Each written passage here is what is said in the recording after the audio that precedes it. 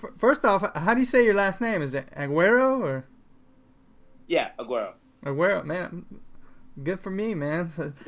Some of those names, man, are kind of hard to pronounce. If you don't. You did good last time, though. You did good last time when we did the predictions. Nurmagomedov. I don't even try to say it. I just say Khabib and we're done. Khabib, for sure. Yeah, I can say Khabib. Well, cool, man. Yeah, glad to talk to you. Nick said, we wanted to talk to you because you got an upcoming fight, I think, in April. Is this your pro debut? Yep. Pro debut April 8th for StrikeOff. StrikeOff, cool, man. Look forward to that. I see you're fighting a guy that he's 2-0. What do you know about him? What's your game plan, kind of, without giving it away, really? So his James Quigg, he's 2-0 pro, 5-0 amateur. All of his wins are by stoppage. Yeah. I think 5 submissions, 2 TKOs. So he's definitely he's a beast. He's not he's not a joker. He's a grappler. But I'm a grappler also. I'm a black belt under Peter Sauer. Mm-hmm. So who's a black belt under Elio Gracie. I'm definitely not afraid for the fight to go to the ground. Yeah. I think I have more advantage on the feet. Sometimes, so, if I can keep it standing, definitely, I think I have a bigger advantage. I feel like I have an advantage on the ground, but I feel like I have a bigger advantage on the feet. Yeah, sometimes when you get two good wrestlers or grapplers, man, they kind of offset each other, so they tend to stand and bang it out. You know what I mean? So yeah, definitely. And if you have the decisive advantage in the stand-up game, that would be good for you, man. So I hope so. I'm definitely not underestimating him. I'm training for the best. I'm training for him to be out to basically walk in, and so I'm basically training for Jose Aldo. He comes in there and I'm just training for the best out there. But I definitely feel like I've been working so much on my stand-up, and especially now with the guys at Kaizen. It's just on another level from where it's been before.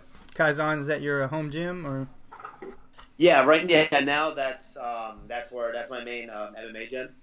My main gym would always is and always will be Peter Sauer Gracie Jiu-Jitsu in Herndon, Virginia. Okay. He teaches out there, and that's where I got my black belt training under. He's MMA an 8th level. All my striking. What level black belt is he? Yeah. He's an 8th. Well, he's a corral belt, so he's a red and black belt. He's 8th degree, so 2 more degrees, so he'll be red belt. But he was voted, I think in 2005, he was voted the most technical instructor in the world. He's a monster. So that's always going to be my home school. But MMA wise, striking wise, is definitely now it's Kaizen. And yeah, they're just they have so many killers: Samir Farid, Ahmed, the Turk. There's just so many people there. Jacob Olav. There's so many killers there that it's just. And the beauty of it is especially with also Pedro's and Kaizen it's open. They want you to train everywhere. They want you to go to all the gyms. Right. They want you to bring everyone from all the gyms in the area. All the best fighters come to Kaizen. Especially on Sundays, we'll come to Kaizen. Everyone in the DMV and get together, do open mats, do 10 straight rounds. All the egos are left at the door, and everyone's just pushing each other to get better. That's what I'm looking for, and that's how you get the best you can be. Yeah, that's good that you got some really high level training partners and people to sharpen that sword. You know what I mean? Iron sharpens iron, so that's a good deal, exactly. Man. And you have your own gym, don't you? Yes. I have my own gym. It's STB Training Center and /Aguero Jiu-Jitsu. It's in Lorton, Virginia. It's stbtrainingcenter.com. It's a great school. We have an awesome Muay Thai team. We have an awesome Jiu-Jitsu team. We just started a strength conditioning program, which is picking up really good. We're just trying to grow it little by little. So recently you've been fortunate enough, a lot of media. What's it like hitting up media, doing podcasts and interviews and YouTube? Is it surreal or? Yeah, it's definitely surreal.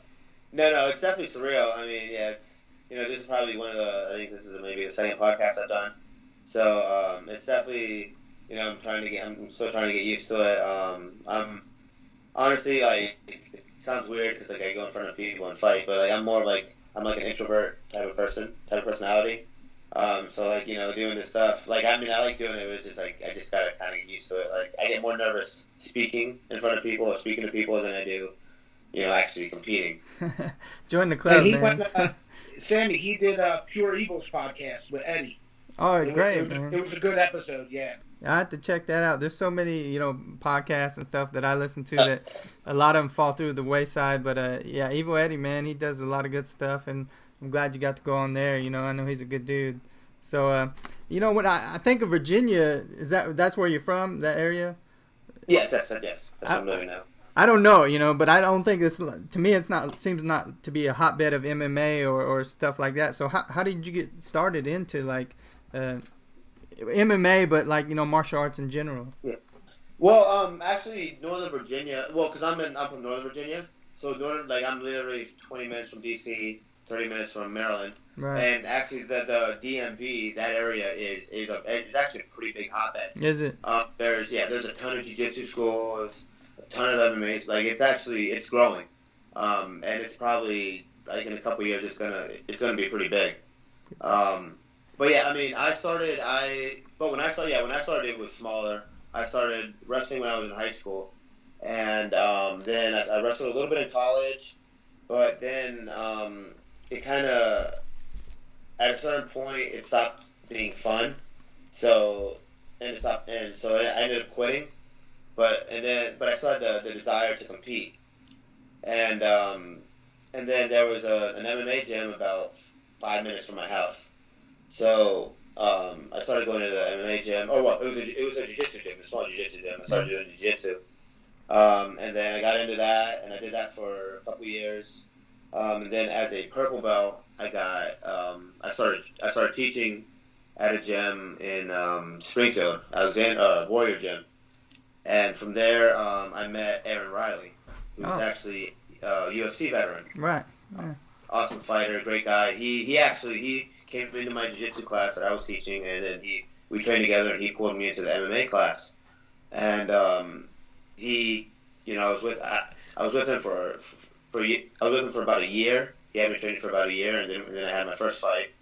And it was more so I just wanted to do a fight to kind of like, okay, I'm training jiu-jitsu. Does it actually work? Or am I, training, some type of, karate that, just doesn't actually work in a real situation. And then I went in there and I submitted the guy in the first round, 48 seconds. It was the first round, 48 seconds in the first round. And I was just hooked. And then, I was training under Aaron Riley for a while, and now I'm at Kaizen. Cool, man. So, how old are you, Josh? 29. 29.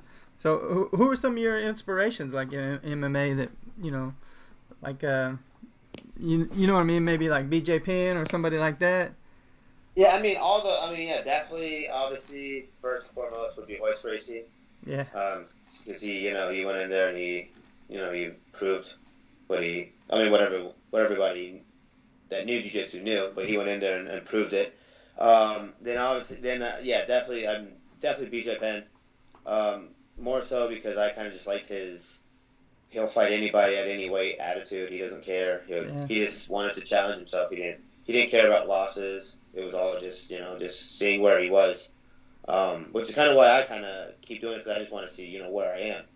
I want to keep testing myself and see how good I am, or maybe how not good I am. Yeah. It's a true martial artist, man. You want to fight the best to be the best. So that's cool. Yeah, and also Dan Henderson, same reason. He went from heavyweight, middleweight, light heavyweight, fighting everybody. For sure. Now you work a full-time job on top of all your training, yeah? Yes, I do. Yeah, I work. I'm a construction cost engineer for Ferrella Group. It's a small. Well, we're growing, but I've been working there. I've actually been working there for about almost 10 years now. A little over 10 years now. It's family owned, and I remember when I started, it was 4 of us, and now we're almost, I'd say, almost 20 deep. So we're growing, and it's that's definitely like, I want to try to kind of continue to do both, because I enjoy what I do, and it's family owned, and I definitely eventually want to be an owner of the business. But I also have a passion for MMA, and I want to see where it goes. That's go ahead. Okay. Outside your fighting, I know we've spoke about this before. Of all the things, a passion for cooking. I myself love to cook. Is that like your safe haven? Like I'll go cook and relax? Oh, sorry, it broke up a little bit. What was that? I said, now, out of all the things you do, you got the business, you got fighting, but your thing is cooking. Is that like you can, like, I'm done fighting, there's no more work, let me go put together some crazy dish, eat it? Is that like the safe haven? Yeah, well, honestly, like, so this fight is going to be at 135. Yeah. Originally, I thought I was going to be fighting at 125, so I started a weight cut. Like, for me, I walk around at like 160, 165. So I started my weight cut. So for me, at the most, the day of the weigh-ins, I only cut 2-3 pounds. But I started my weight cut from the day of the first training camp, and through the whole, a month in, I'll be at like 150. 2 months in, I'll be at like 135. But so I was cutting down to 125, and then my opponent pulled out, yada, yada, yada. And now this fight's going to be at 135. So like and for me right now, my body's like in weight cut mode because like I guess because of all my years in wrestling and everything, like my body is just cutting weight, and so I'm having to actually like eat a lot at night, which is a good problem to have. Yeah, it is. So like the last couple of days, I've been cooking like big pieces of steak, and I've been making I made a shrimp soup and like all this like stuff that you're not supposed to be eating. But because like honestly, like if I don't eat it, I'll wake up like 5 pounds lighter. I'll wake up at like 140 tomorrow. So like I definitely like I love cooking. I love I have a Peruvian background, so I like cooking a lot of Peruvian dishes. But also I love cooking honestly anything. I love cooking shrimp risotto. Like I said, any type of, I love cooking meat, fish. It's definitely better to take advantage of, and I'm not having to worry about weight. But like I said, right now I'm not really too worried about my weight because it's pretty low right now. So I'm more worried about it going too low.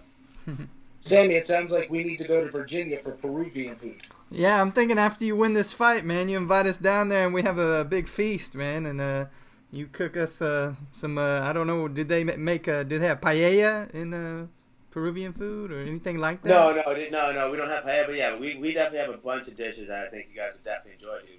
We'll get it going. That'd be I'm great, in. Man. Cool. Well, yeah, for sure. Hopefully you win this fight, man. And so where do you see yourself going? Like, do you see yourself staying with this organization and moving up the ranks if you are successful in this next fight? Or where do you kind of see yourself in a year or so? What do you think? Yeah, StrikeOff is definitely one of the big organizations in the region, and then one of the most respected. So yeah, I'm probably stay with them for a couple fights. Then I know Shogun is also another good organization. Okay. They're pretty big. So probably maybe move up to there and then see what happens from there. Maybe the CFFC.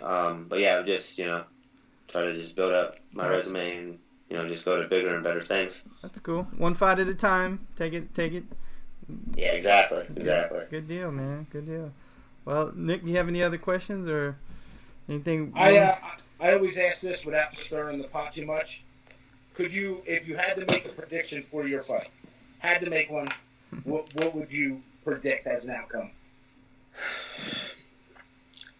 How would you envision it? If I'm being honest, I'm envisioning. It's going to be a 3-round war. Like I was saying on the Pure Evil podcast. My opponent, he's 7-0 all by stoppage. He's not coming to lose. He's coming to to upset. He's coming to beat me, and I'm not coming to lose. So I'm expecting a 3-round war. But I think I'm definitely expecting to be able to each round to be able to win each round. But I'm not expecting him to give me anything. I'm gonna have to take everything from him. But I'm ready, and I know he's gonna be ready. and the fans should be ready for a great fight. Cool. Well, Josh, I can tell you, we got 2 guys that are coming out to cover the event in Virginia. Unfortunately, I was not able to attend. Mm-hmm. I'll be away with family stuff, but there's 2 guys to cover the entire event from the MMA Takeover. So I'm sure they'll probably hook up with you at some point and talk to everybody. So it should be a really good thing. Yeah, definitely. Yeah, I'll be looking forward to it. Cool. Absolutely. Well, is there anywhere people, if they want to get a hold of you or anything, are you on Twitter, or how would if somebody wants to talk to you or whatever? Not that many people watch this, but if they do, hey, they might want to holler at you. Yeah, so Facebook, Josh Aguero, Josh, and then Aguero, Aguero, and then Twitter and Snapchat and Instagram is J Aguero, Jaguero 87. Yeah, anybody wants to message me, cool. Yeah, they can get at me there. Yeah, for sure. I'll try to put a link in the description, or like put your name. If somebody wants to get a hold of you and tell you good luck or whatever. Man, I appreciate you coming on, and I look forward to hearing about your fight. And I don't know if it's being televised or anything, if it's just a local event, but either way, man, good luck, and good luck in the future, and hopefully we'll have you on here again sometime soon, man. Yeah, definitely. Thank you for having me. Thank you, Nick, and thank you guys. Appreciate it. Hey, no problem. Good luck, Josh.